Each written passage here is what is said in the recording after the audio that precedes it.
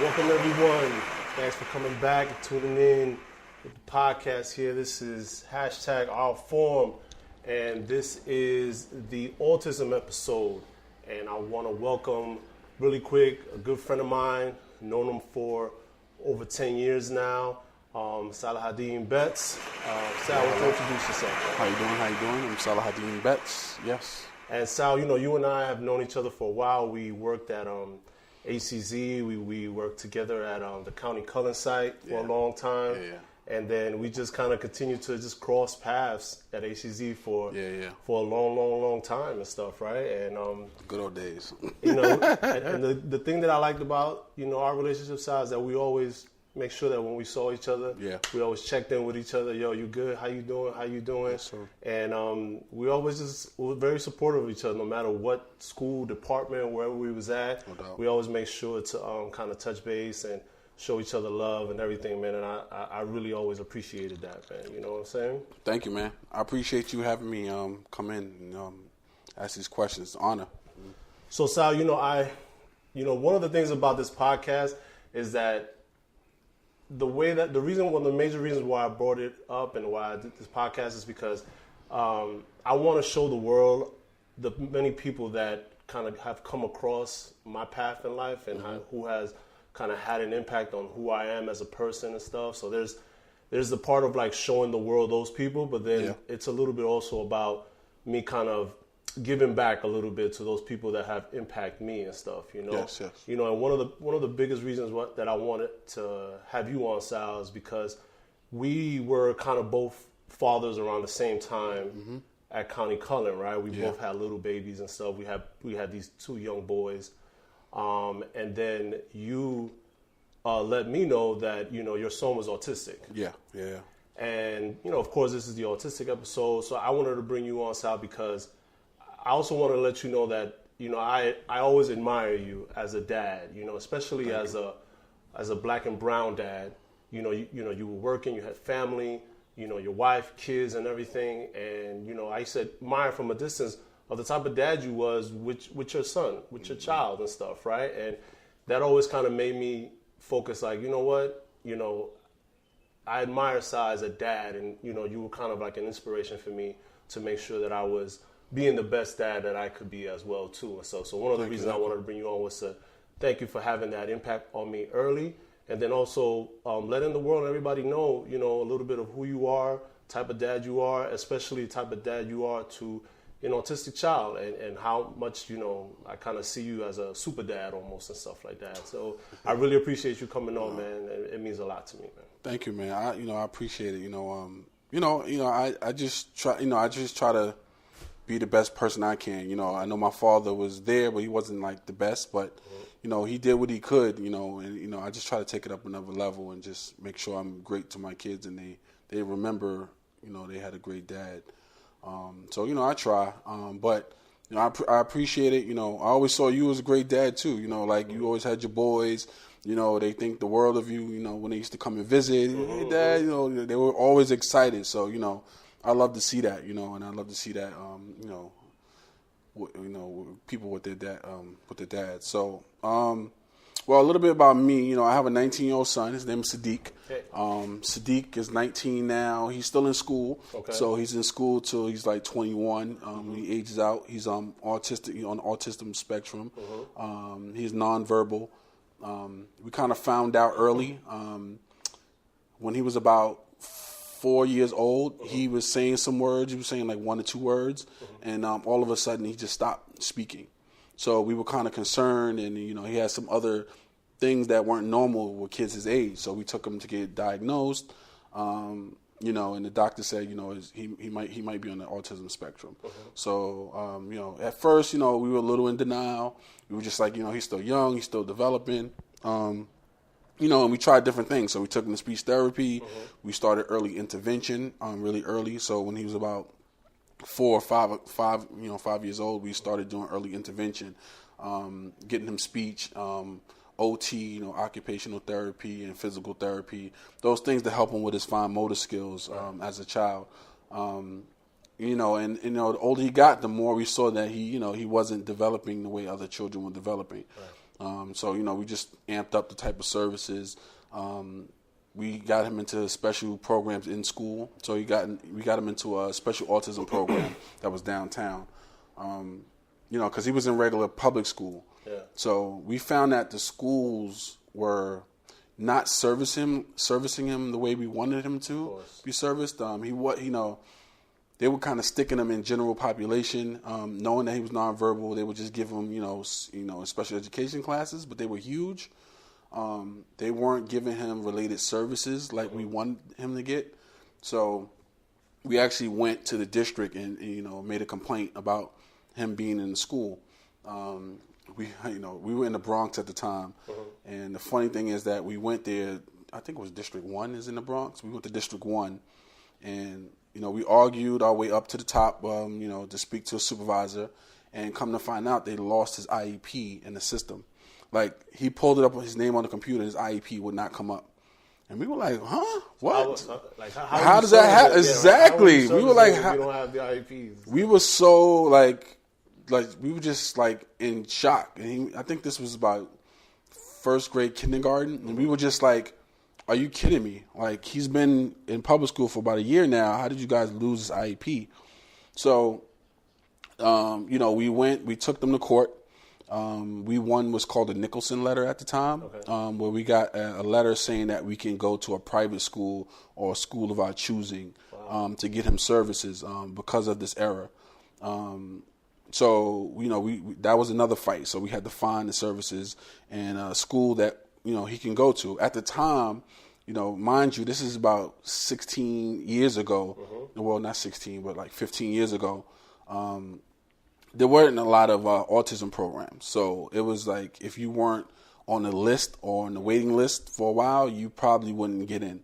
So we had this letter. We can send him to private school, but we couldn't find a space for him. We had to wait a couple of months. We finally found a space for him, put him in the school. It was called AMAC. Right. It was an autism school downtown for kids in elementary. So we got him in there. It was wonderful. They started, he developed right away. He was doing things that we never thought they would be doing. He was more social. He played with other kids. They taught him how to speak differently, like to use a device. Like he never uses a device in public school. So those are the things that he got when we got him into that school. Then he aged out. And we tried to find a school for him when he got to grade level, but we couldn't find one. So me and my wife, we were talking about transitioning over to New Jersey anyway, because it just kept getting increasingly frustrating, just trying to find him space. So we found a space in Jersey because I was working in Jersey at the time, and we moved over there. So we moved to Jersey. When we got to New Jersey, it was weird because in New York, the burden is really on the parent to prove that your kid needs the services. So it's always going to be a battle because the school is going to assume that they are giving him the proper services. Right, they're getting the minimum.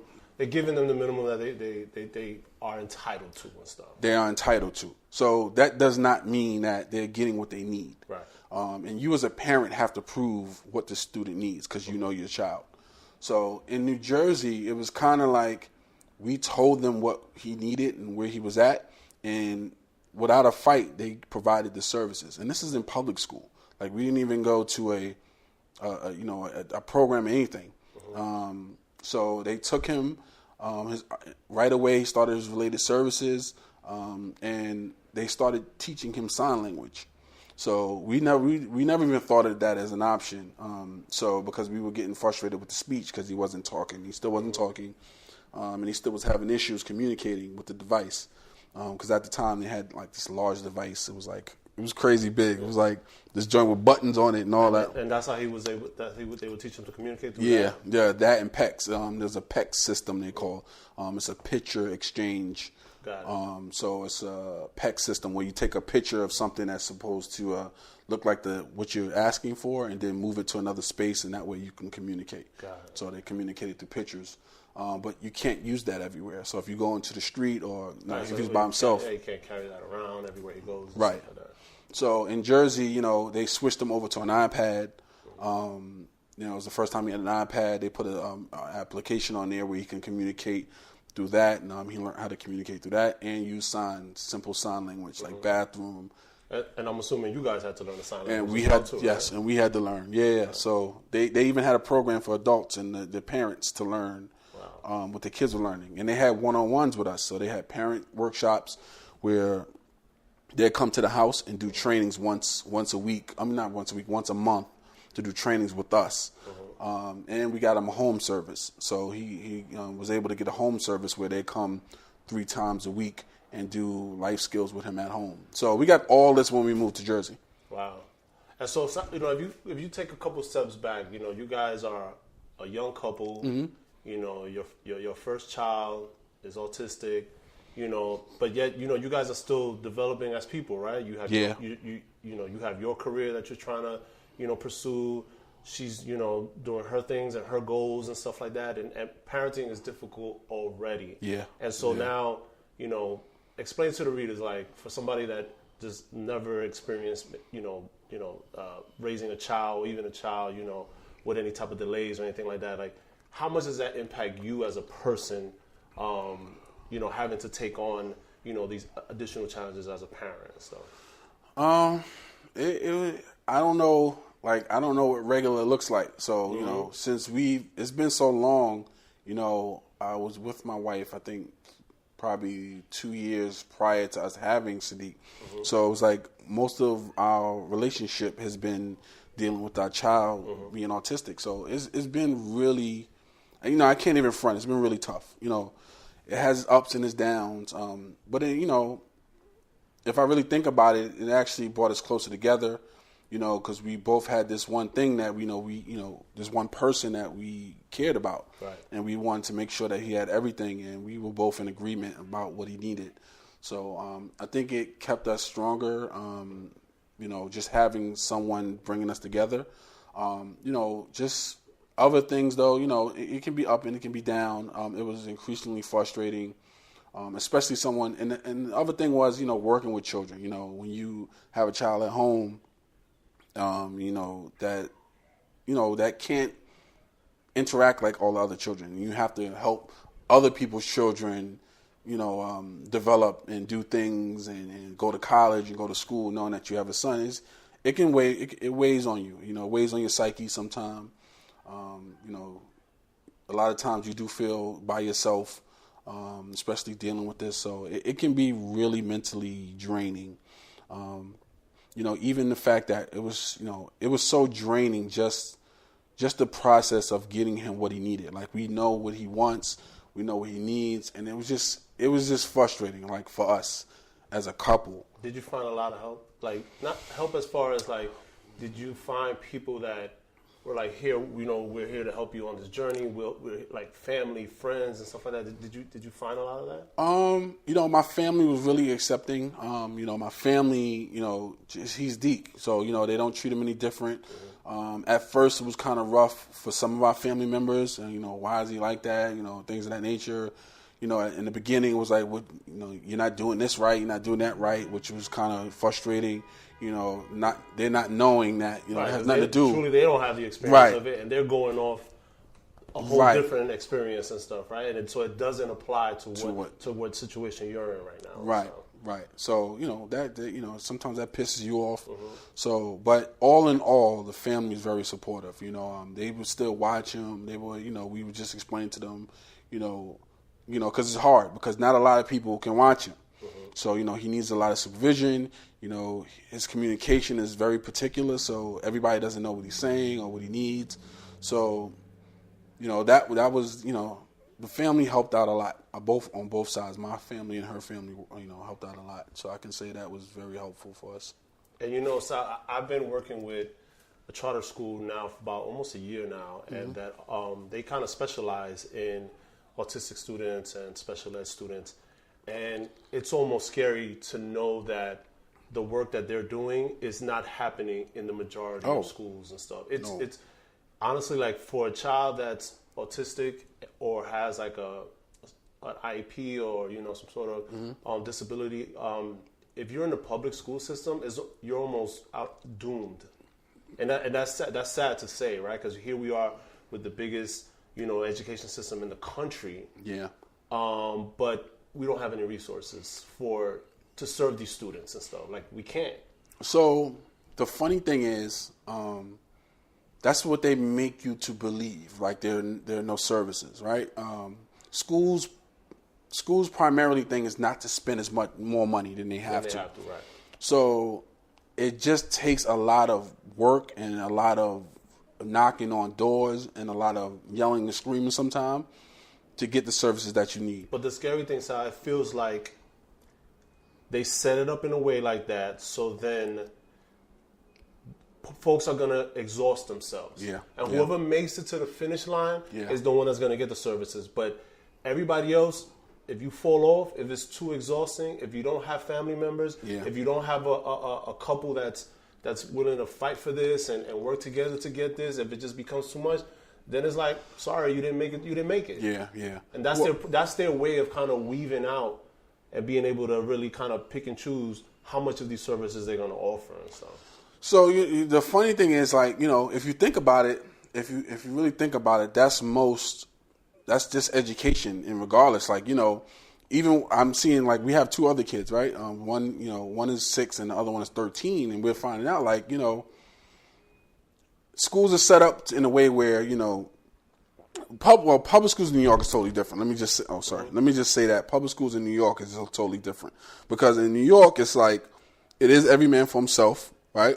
Whoever fights the most gets the most, and that's on any level. Like, just getting the general basic for a normal kid is tough. You know what I'm saying? So imagine a kid with special needs trying to get services, anything extra. It's almost impossible. But the thing is, there are services, and there is a lot of support for those people and those students that need it. The problem is information, right? Most parents don't get on a level of micromanaging their kids' school and what they do in school, participating in the PTA and things of that nature. Because their kids go to school, they do what they gotta do. Teacher sends a letter. That's just the normal, right?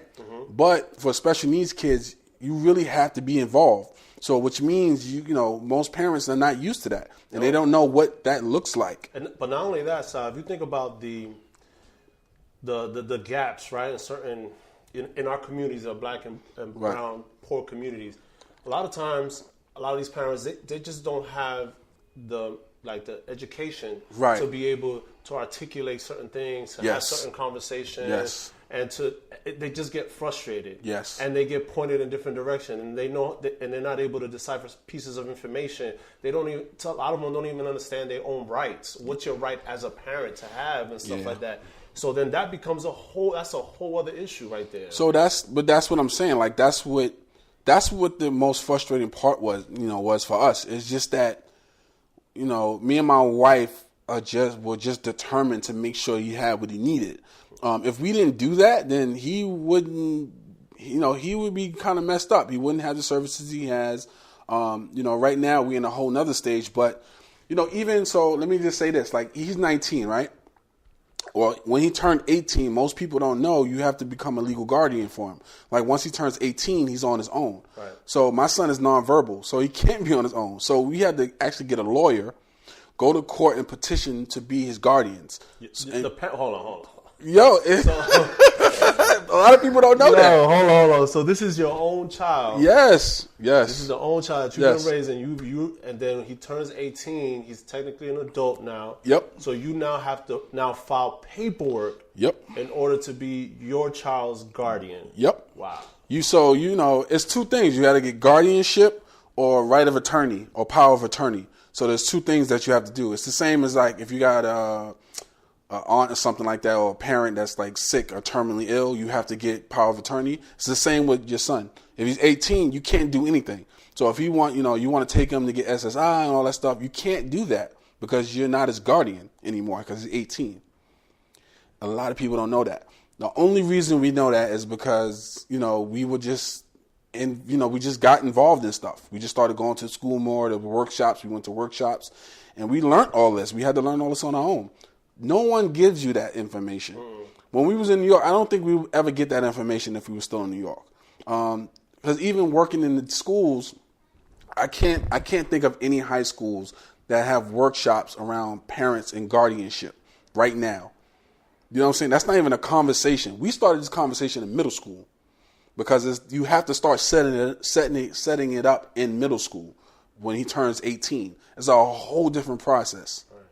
So, those things, you have to be more. You have to be involved. You have to be diligent. And a lot of times you have to look for support, right? We didn't get a lot of support. There wasn't a lot of support systems around when we were younger as a younger couple, because there weren't. Most people who have autistic kids like to stay to themselves. Because there's the stigma around it. Yep. There's some levels of shame and all these other things, and so you kind of just stay closed in, right? You don't want to kind of expose yourself to any type of criticism from anybody or anything. So I definitely understand that. So that's the thing, but one of the biggest things is finding help and finding support, right? And being okay with accepting it, right? And being okay with accepting it. Yeah. I have no problem telling people I have an autistic child. You know what I'm saying? That's just part of our life. That doesn't mean he's any less. That doesn't mean we did anything wrong. It's just that's what he is, right? And he's a special child. So, a lot of people are not like that. So, even when I see people on the street, I see a child, you can clearly tell he's stemming or autistic. I come up, smile, because most people, when they see an autistic child, they don't know, and they start to stare.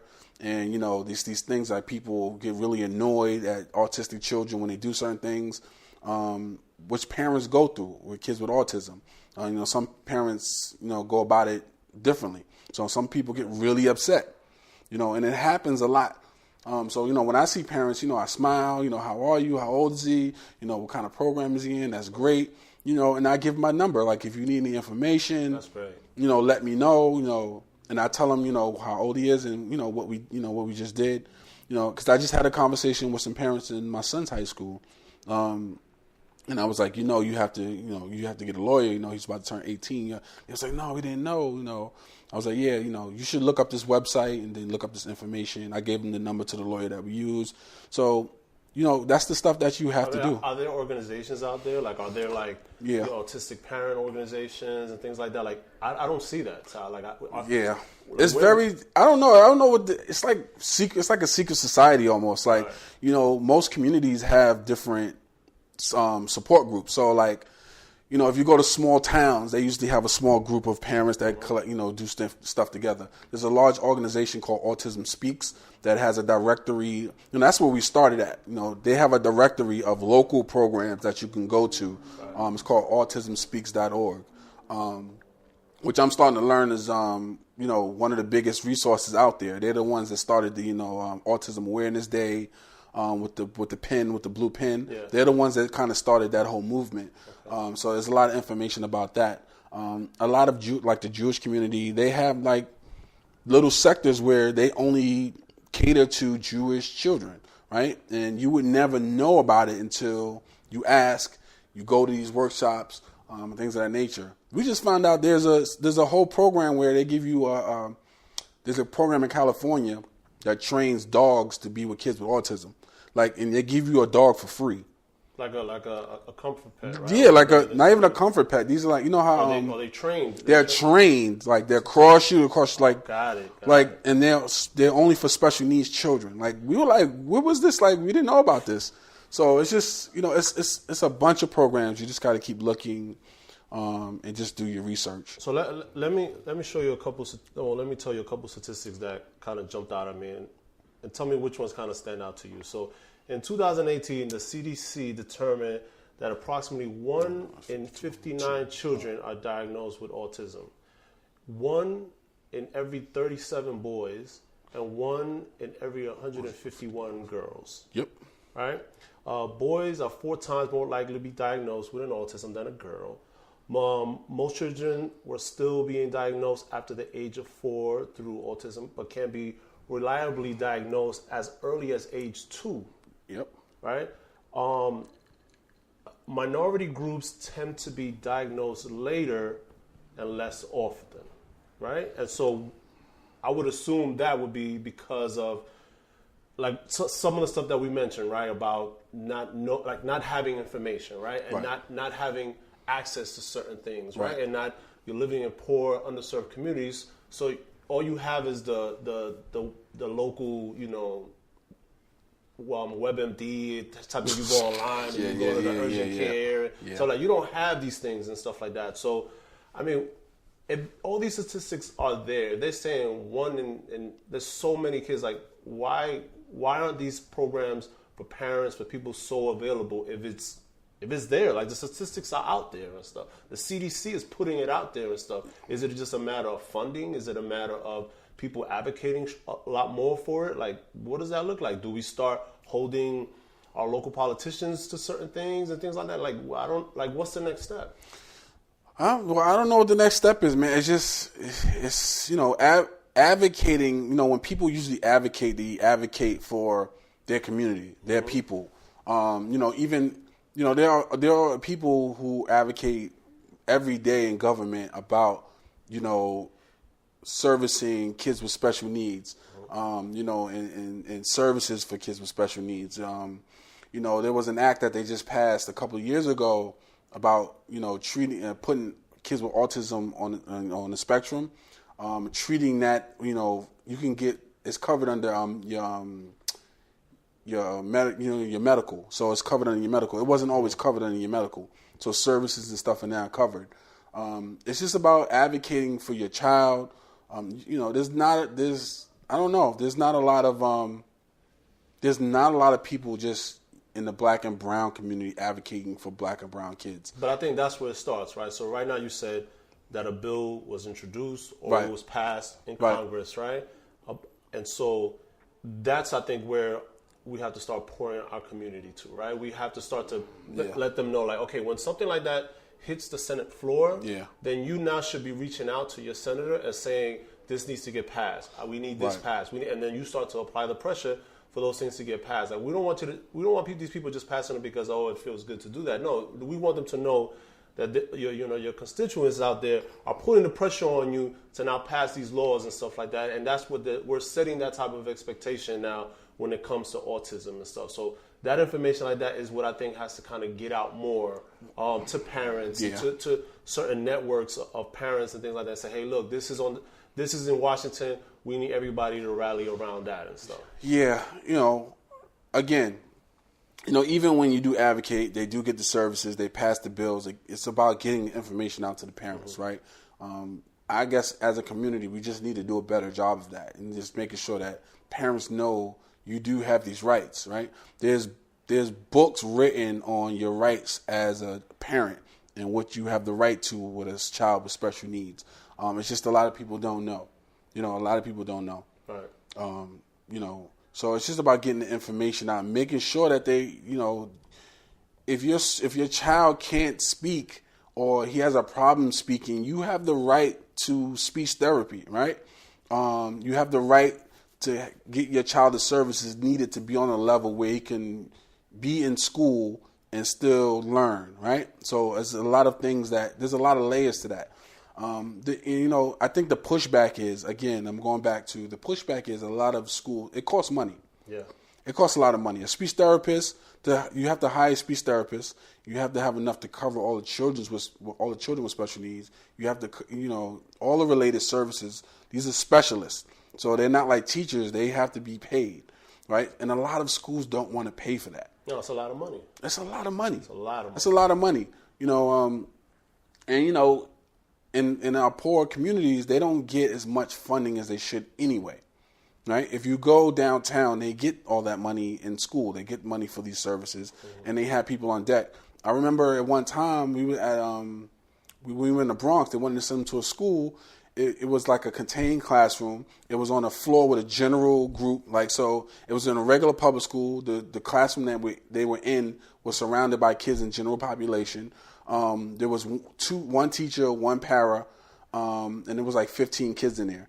So, and they couldn't accommodate any more than that, right? They didn't have speech therapy because they couldn't afford one and they didn't have one there. And we said that we can't send them there.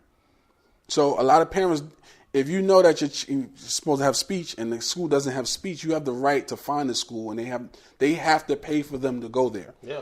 Even if you get one and say, I need a speech therapist, and they come to your house, they have to pay that person because you have the right to get that service. Right. And if they can't provide it, the district has to find a way to provide that services because your IEP is a legal document. A lot of people don't know that, right? A lot of people don't check. We've had kids when we was at County Cullen that had IEPs that were supposed to be getting services that weren't getting services for weeks and months because they didn't have a specialist on hand at the school, right, but didn't tell the parents. That's in violations of your rights. Absolutely. A lot of parents don't know that. They would just say, oh, he's good anyway, And to go back to your thing about kids being underserved in the black community, even when we were young, like I said, when we were young, when we first started with our child, a lot of the family members kept saying stuff that we weren't doing. He's all right. He'll be good. Maybe y'all need to do this. Maybe you need to do that. Those things, when you come up in the black community, black and brown community, those are things that they say. Instead of saying, why don't you go get him evaluated? Mm-hmm. Why don't you go see, if you can get services or extra service for him? Not knowing that, it doesn't mean that you're a bad parent. That means that you're trying to find the best services for your child. There's a lot of parents with kids that, I'm not getting those extra services. I don't want an IEP because they're going to label my child. Yep. Right? Which is understandable. No, definitely. But if your child needs services and your child, you have to go find out to make sure what your child needs and make sure that they get that, regardless of what you think is wrong or right. And we wait too long. We wait too long. We wait till our kids get increasingly frustrated. They're older. Then they start getting in trouble in school. Right, they start fighting. Behavioral issues. Then they start getting suspended out of schools, and then they really get IEP. Right. Right. And then now they go to the different district. Yes. And they're being put, with a whole different population that they're not a part of. Right. They got whole schools just for that. Yeah. Like you go to Mickey Mantle, downtown. Mm-hmm. It's a school just for kids with emotion that are ID, like emotionally disturbed. Mm-hmm. Like it's crazy. I mean, ED, emotionally disturbed. It's crazy. So, we have to stop waiting and we have to make sure we pay attention to our children and we make sure that regardless of how we feel personally about these services, we have to make sure our children get what they need. Right. Early intervention was like the best thing in the world for us.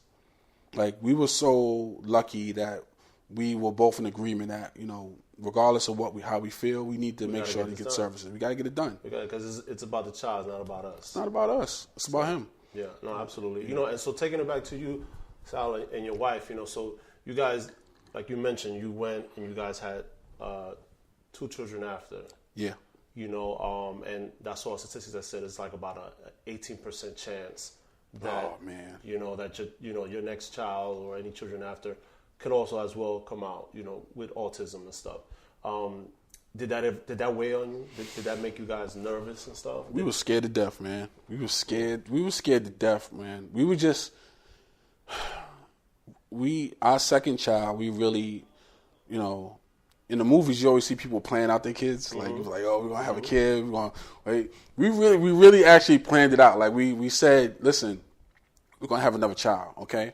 And we agreed that let's try. We heard about the statistics, but we were like, we have to have another child.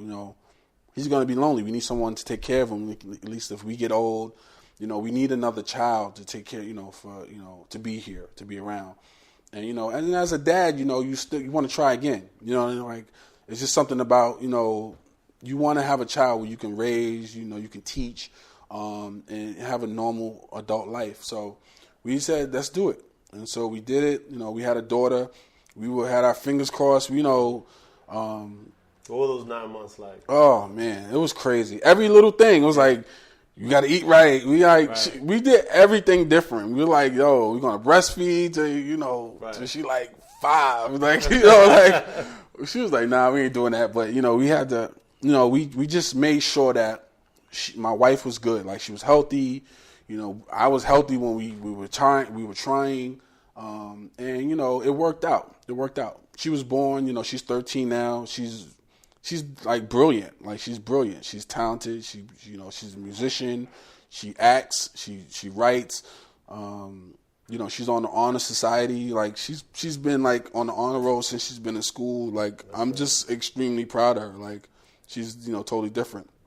And then there's the little one who's like, he's a monster, but that's a whole other thing. That's a whole other thing. But he's fine. We were nervous about him too. We went through the same thing. He was kind of unexpected. We both. He's fine. He's healthy. He's smart. He loves his big brother. So we were very nervous about it, but we knew that we just couldn't let that stop us though. And making sure that we get the family and put our family together. So it worked out. And that's one of the things that I, when the news got out that you were having another baby and stuff like that. Like, I was just like, wow, like he's very courageous. Yo, like he's. You don't know, bro. Like he's really courageous, man. Because I know it's hard. I don't personally know, but I know that, it was difficult times, and to have enough love between two people to say to themselves like, yo, let's give this a try, and we love each other enough to give this a try and see what happens and stuff. Either way, we're gonna love whatever we have and stuff like that. And to have that much love to give and be courageous enough to do that, like. I was amazed, bro. Thank you, man. It was nerve wracking, and we had a girl, and you kicked out the statistic about girls is like 1 out of 50, 150 something, and in my son's school we've seen girls with autism, and it's much more severe. Like when girls get autism, it's really bad. Like I haven't since he's been in school, most of the girls with autism they're really low functioning, and it's really hard on them. So we were really nervous about our daughter, but we glad it worked out. So yeah, no, that's good. I'm happy for you, Sal. Yeah. And so how are they as kids and stuff? How do they respond to each other? How do the two little ones communicate and react with their big brother and stuff like that? Like how does that work? Like what's the family dynamics at home and stuff? Well, my daughter is like a 13-year-old. She's always to herself, so she's always on her phone, But she takes care of her big brother. She always told us on the side that's her favorite, her big brother. So she always takes care of him. The little one loves him. He bullies him around, gets him to do everything he needs him to do. That he can't, stuff he can't reach. He'll get his big brother to do it. So that's the dynamic. They all get along. They all make sure that each other is taken care of. My daughter's like the one that takes care of them, make sure that they're good. When they need to. And my wife is just I really my wife. I gotta big up my wife. My wife is just strong as hell. I don't know, bro. I can't even imagine having a baby. She had the baby. She carried the baby. She delivered it and everything. Right. Yeah. So she has a totally different perspective and stuff. Totally different, bro. And it's just she's strong as shit, man. She kept it together. I was a little worried about that. She still carries on. She does what she needs to do. And she always has. And she keeps the family together. So she was the one. So, yeah, definitely. I definitely picked the right one. So, that's dope. That's dope. So what's next? What's next for you? What's next? What are your plans? For your son moving forward. What are the next steps you guys are going to be kind of working on? For folks to know that are listening and probably are getting close to that type of stage. So for folks that when they go from preschool to elementary, it's a whole different setup. When they go from elementary to middle and then middle to high, with every other child, it's a whole new process. So when you start high school is really when you got to start preparing them for adulthood, and then making sure that it's independent as possible. So one of the biggest challenges has been making sure that he's able to live a life by himself, which he probably won't. He's still working on it, but you have to prepare for adulthood, and it's a whole different setup.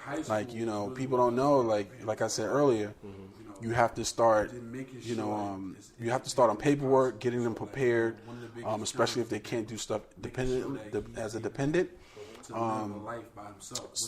Independent. You have to start getting their paperwork together. We had to get guardianship of him. We have to start working on his SSI, Medicaid, all that stuff that he has to get, that he has the right to get as an adult. and then income and stuff like that. So like he's working, he works through his school, like a program where he was as a busboy. So you have to start preparing for that stuff. And then when he ages out of school at 21, we have to put him into an adult program, so he can continue. He probably won't be able to do college because he's not verbal and they don't have colleges for that. So we have to get him in a different type of program. So, for parents, like, you just need to be as informed as possible, and making sure that you do it right. Another thing, that we learned is also like even he's working, so we had to learn about if he works and he makes a certain amount of income, he can lose his benefits if he makes too much.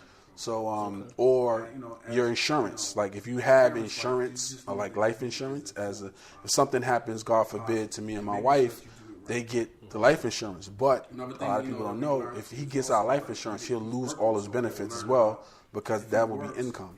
So you have to kind of set up a trust fund. So for kids with autism or nonverbal or any adult that needs to be taken care of, you need to set up a trust. So and then you have to find someone to manage the trust for you. So right now we're working on that, like working on the trust fund. So all the stuff, all the benefits and everything goes to the trust fund in case something happens. No, that's solid information, and I'm really sure that most of the stuff that you're saying is like brand new to most people. And it's brand new for me, and I'm sure for a lot of folks that are dealing with children with autism and stuff like that.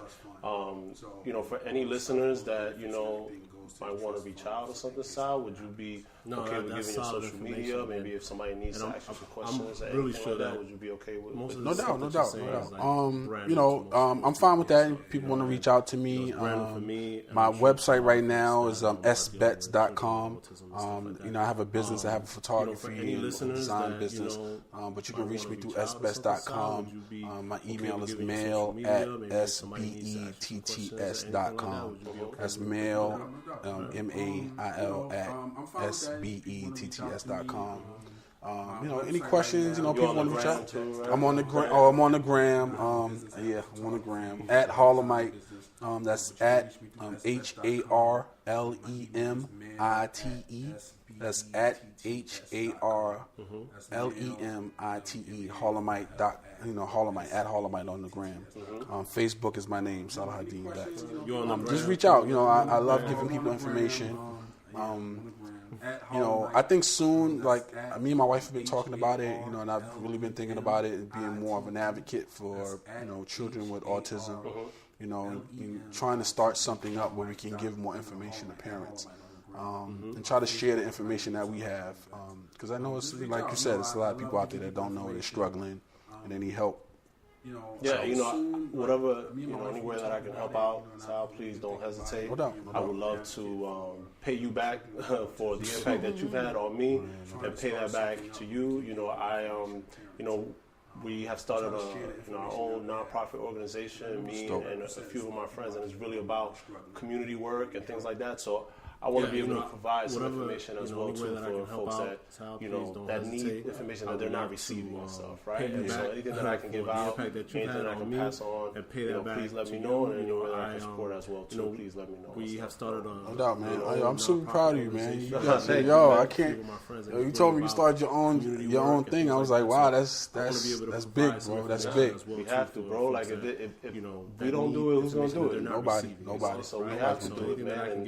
And for a long time, I've always felt this, this obligation to my community and stuff, right? And so I've learned a lot from, County Cullen, ACZ, Promise, these other schools that I've been to, and I've been learning so much in these last 15 years that it's time. I'm like, okay, now that I have all this knowledge and all this experience, I need to do more now and stuff. Like I can't just be boxed into a position or a title and stuff. Like a lot has been given to me during these 15 years, and so now I feel that these other schools that I've been to, it's time for me I've been learning so much in these last 15 years.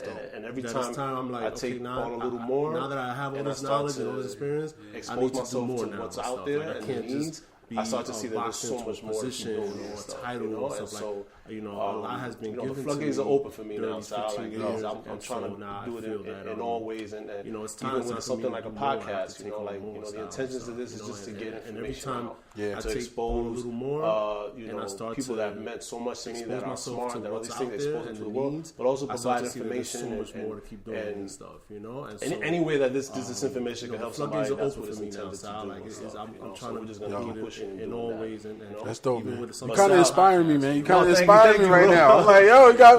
We gotta do more. We gotta do more, and and we'll continue to collaborate, bro. Like, whatever needs to be done. You have the media stuff going as well too, and any way that this we'll link up and we'll make sure that we get as much done as possible. So we're just gonna keep. We gotta turn this into a vlog, B.